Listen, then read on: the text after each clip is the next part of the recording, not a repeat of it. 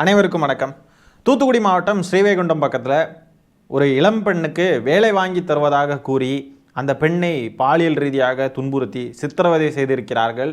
தாவேக்காவுடைய நிர்வாகிகள் 2 பேர் வேலை வாங்கி தரேன்னு சொல்லி குளிர்பானத்தில் மயக்க மருந்து கொடுத்து அந்த பெண்ணை பாலியல் வன்கொடுமை செய்திருக்கிறார்கள். ஏதோ அமைச்சர்கிட்ட வேலை வாங்கி தரதா சொல்லி தான் ஏமாற்றிருக்காங்களா? யார் அந்த அமைச்சராக இருக்கும்? இந்த அண்ணா யூனிவர்சிட்டி விவகாரத்தில் யார் அந்த சார்னு இல்லாத சாருக்கு அப்படி கிடந்து கொந்தளிச்சாங்க. இந்த தாவேக்காவும் பாஜக அண்ணாமலையெல்லாம் சட்டையை கழட்டி சாட்டையை தூக்கி போட்டு அடின்னு அடிச்சுக்கிட்டு இருந்தாப்புல. இப்போது யார் அந்த அமைச்சர் அப்படின்ற கேள்வியை நாம் எழுப்ப வேண்டிய கட்டாயம் உள்ளது. யார் அந்த அமைச்சர்? தூத்துக்குடின்றதுனால ஒருவேளை அவராக இருக்குமோ ஒருவேளை இருக்குமோ தெரியலையப்பா. பார்ப்போம். அபிஷியலாக செய்திகள் வரட்டும், அப்புறம் நம்ம என்னன்றதை பார்ப்போம். யார் அந்த அமைச்சர்னா அப்போ பேசலாம். முதலமைச்சர் விஜய் அவர்களே, உங்கள் கட்சிக்காரனுங்க தான் இந்த மாதிரிப்பட்ட சம்பவங்களில் ஈடுபடுறானுங்க. இதுக்கும் காரணம் திமுக தானா? திமுக தானா? ஓஹோ, சரி, எல்லாமே திமுக தான். உங்கள் கட்சிக்காரன் செஞ்சாலும் சரி, எவன் தவறு செஞ்சாலும் திமுக தான் காரணம் இல்லையா? இது ஒரு பக்கம் இருக்க, சென்னையில் இருக்கக்கூடிய தண்டையார்பேட்டையில் கஞ்சா விற்பனையை தட்டி கேட்ட விஷ்ணு அப்படின்ற ஒரு இளைஞரை கத்தி, அம்மிக்கல், பாட்டில் இதெல்லாம் வச்சு அடித்தே ஒரு கும்பல் அந்த இளைஞரை கொண்டிருக்காங்க. அந்த குற்றவாளிகளை கைது செய்யறதுல போலீசார் பயங்கர மெத்தன போக்கோட செயல்படுறாங்கன்னு சொல்லி குற்றச்சாட்டு எழுந்திருக்கு. கஞ்சா விற்பனைக்கு திமுக தான் காரணமா? திமுக தான் என்கரேஜ் பண்ணிச்சான். கஞ்சா விற்பனையை திமுக என்கரேஜ் பண்ணிச்சான். ஆகவே அதுக்கு திமுக தான் காரணமா?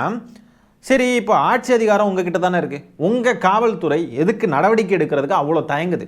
எதுக்கு தயங்குது? இது முதல் கேள்வி.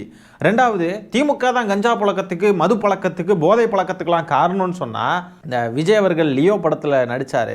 10வது பாட்டில் நான் குடிக்க, அண்டால கொண்டா சியர்ஸ் அடிக்க, இதெல்லாம் போதையை ப்ரொமோட் பண்ணுற விஷயம் இல்லையா? இந்த பாடலெல்லாம் ஏன் விஜய் அவர்கள் நடித்தார்? அப்படிப்பட்ட ஒரு புனிதர், மனித புனிதர் எதுக்காக இந்த மாதிரி ஒரு பாடலில் நடித்தார்? இது குடிப்பழக்கத்தையோ, மது பழக்கத்தையோ, கஞ்சா பழக்கத்தையோ தூண்டுமா, தூண்டாதா? திமுக எங்கேயாவது இந்த மாதிரி அண்டால கொண்டா சியர்ஸ் அடிக்க, 10வது பாட்டில் நான் குடிக்க இப்படின்லாம் திமுக எங்கேயாவது பாட்டு எடுத்து அட்வர்டைஸ் பண்ணிச்சா? மில்லி உள்ள போனா பொதுவாக கில்லி வெளில வருவாண்டா, இந்த பாட்டு எந்த படத்துல சார் வரும்? புகையை விட்டா வரும் கிக்கு அப்படின்றப்போ இளைய தளபதி விஜய் அப்படி ஊதுவார் பாருங்க, வாயிலிருந்து போகுங்க. அதை எடுத்து ராவண மோகன்டா பிஜிஎம்லாம் போட்டானுங்க தாவேக்காரனுங்க. அதெல்லாம் நடிகர் விஜய் நடிக்கலையா? ஐயோ, இன்னைக்கு முதலமைச்சராக இருக்கக்கூடிய விஜய் அவர்கள் வேற ஒருத்தரோ? இந்த அழகிய தமிழ் மகனில் வர மாதிரி நான் தாண்டா குரு, நானும் குரு தாண்டா பேசுகிறேன், அது அந்த சீனை அந்த மாதிரி தான் தமிழ்நாட்டில் நடந்துக்கிட்டு இருக்கா. அப்போது இன்னைக்கு இருக்கக்கூடிய இந்த மனித புனிதர் விஜய் அன்னைக்கு இந்த படத்துல எல்லாம் நடிக்கலையா? இதெல்லாம் இளைஞர்களுக்கு போதை பழக்கத்தை தூண்டும் விதமான காட்சிகளோ பாடல்களோ இல்லையா? உண்மையான ஒரு நல்லவராக இருந்தால் என்ன செஞ்சுருக்கணும்? இதில் எல்லாம் நான் நடிக்க மாட்டேன், என் ரசிகர்களோ இல்லை மக்களோ, சின்ன குழந்தைங்களோ இதை பார்த்து கெட்டு போயிடுவாங்க, இதெல்லாம் நான் நடிக்க வாய்ப்பே இல்லை, நான் ஒரு நல்ல தலைவராக இருக்க வேண்டும் என்று நினைக்கிறேன் அப்படின்னு சொல்லிட்டு இதை அவாய்ட் பண்ணியிருக்கணும்ல. அப்போ விஜய் அவர்கள் இந்த மாதிரி போதைப் பொருட்களை ப்ரொமோட் பண்ணுற விதமாக பாடல் நடித்ததால் மட்டுமே இந்த சம்பவம் இன்னைக்கு நடந்திருக்கு. திமுக காரணம் கிடையாதுங்க. திமுக எந்த காலத்துலங்க நீங்கள் சரக்கடிங்க, போதை எடுத்துக்கோங்க, கஞ்சா அடிங்க, இதெல்லாம் என்னைக்குங்க சொல்லிச்சு?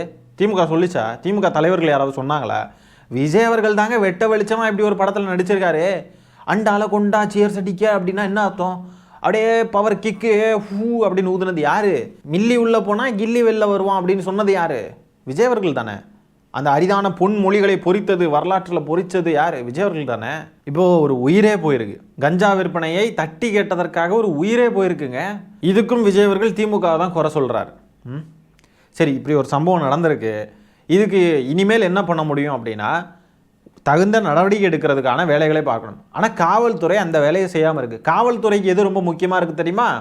அங்கே போராடக்கூடிய விவசாயிகள். பயிர்க்கடனை முழுமையாக தள்ளுபடி செய்வோன்னு சொன்னீங்களே, ஏன் தள்ளுபடி செய்யலை அப்படின்னு சொல்லி போராடக்கூடிய விவசாயிகளை அடக்குது, அவங்களை கேவலமாக ட்ரீட் பண்ணுது இந்த காவல்துறை. இன்னொரு பக்கம் மேகதாது அணை வரக்கூடாது அப்படின்னு சொல்லிட்டு அதுக்கு எதிராக பேரணி நடந்து போன விவசாயிகளை கைது பண்ணுது இந்த காவல்துறை.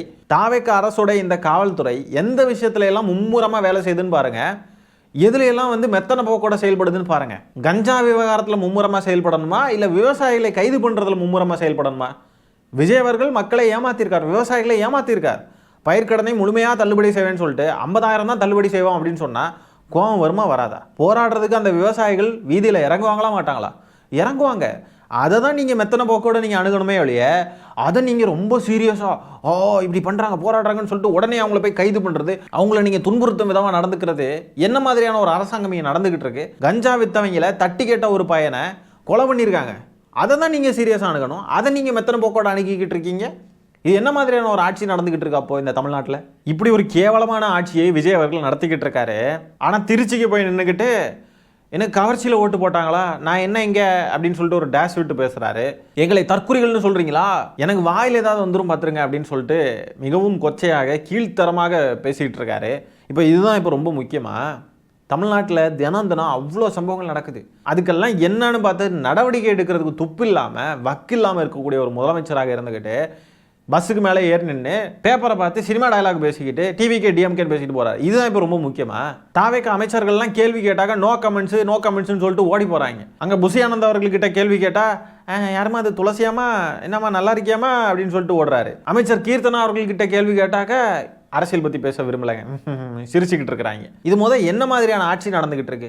சோபா மாடல் ஆட்சி. கேட்டால் திமுக எல்லாத்தையும் நாசம் பண்ணிட்டு போயிடுச்சு, நாங்கள் புதுசாக எல்லாத்தையும் செஞ்சு நாங்கள் நார்மல் ஆக்குறதுக்கு எங்களுக்கு டைம் வேணுன்றாங்க. நீங்கள் எல்லாத்தையும் பழகி எல்லாத்துக்கும் அடாப்ட் ஆகி அப்படியே நீங்கள் எல்லாத்தையும் நட்ட கழட்டி எல்லாத்தையும் நிலைநாட்டுறதுக்குள்ள தமிழ்நாட்டு மக்கள் தொகையில் பாதி அழிஞ்சு போயிடும் போல இருக்கு. தினம் தினம் எத்தனை பேர் உயிரிழக்க வேண்டிய நிலை தமிழ்நாட்டில் இன்னைக்கு? எவ்வளோ பேர் இறந்துக்கிட்டு இருக்காங்க? எத்தனை சம்பவங்கள், எத்தனை கொலைகள், எத்தனை பாலியல் வன்கொடுமை சம்பவங்கள், குழந்தைங்க எத்தனை பேரை சாகடிக்கிறானுங்க, எவ்வளோ சம்பவங்கள் நடக்குது?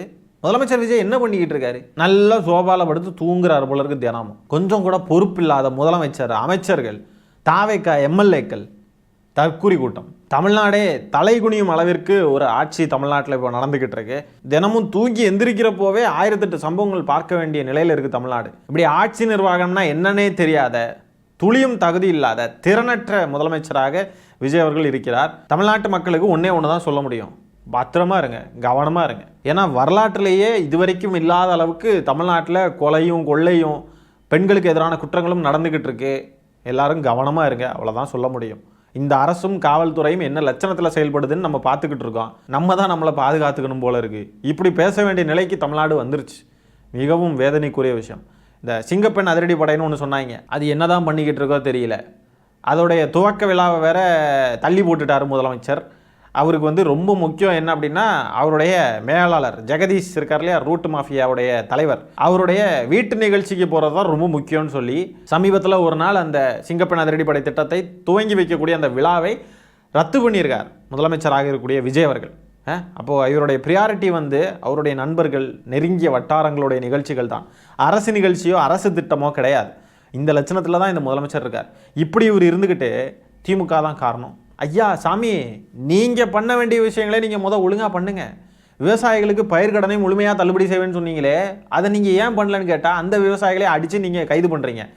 என்ன மாதிரியான ஒரு அராஜகம், என்ன ஒரு கேவலமான ஆட்சி நடந்துக்கிட்டு இருக்கு இந்த தமிழ்நாட்டில். ஆட்சி இன்னைக்கு உங்கள் கையில் இருந்தாலும் திமுகவை சிலுவையில் அரைஞ்சிடலாம் அப்படின்ற ஒரு கேவலமான எண்ணம்.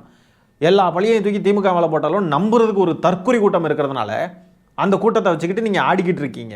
அந்த தற்குறி கூட்டத்தை தற்குறி கூட்டம்னு சொல்லக்கூடாதுன்னு சொல்லிட்டு அதுக்கும் கீழ்த்தரமான வார்த்தைகளை யூஸ் பண்ணுறீங்க. வாயில் எனக்கு நல்லா வந்துருன்றீங்க. நான் இங்கே என்ன அப்படின்னு வச்சுக்கிட்டு இருக்கீங்க. அருவருக்கத்தக்க வகையில் நீங்கள் பேசுகிறீங்க, அருவருக்கத்தக்க வகையில் நீங்கள் செயல்படுறீங்க.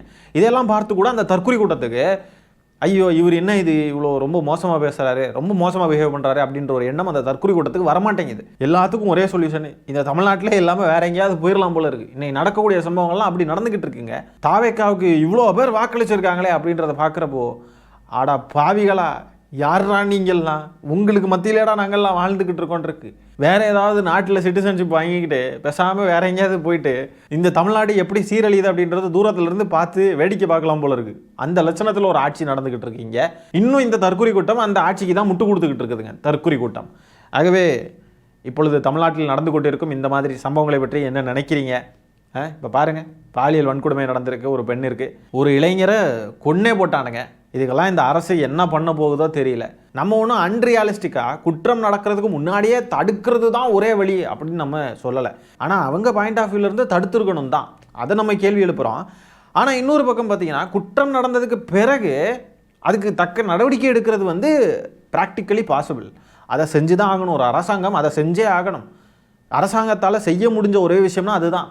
அதை கூட செய்யாமல் இந்த அரசு மெத்தன போக்கோட செயல்படுது. தாவேகா அரசின் காவல்துறை மெத்தனமாக செயல்பட்டுக்கிட்டு இருக்கு. இப்படிப்பட்ட ஒரு கேடுகட்ட அரசாக இந்த அரசு இருந்துகிட்டு இருக்கு. இதை பற்றி நீங்கள் என்ன நினைக்கிறீங்கன்றதை கமெண்ட்ஸில் பதிவு பண்ணுங்கள். இந்த காணொலியை நான் இத்துடன் நிறைவு செய்து கொள்கிறேன். நன்றி, வணக்கம்.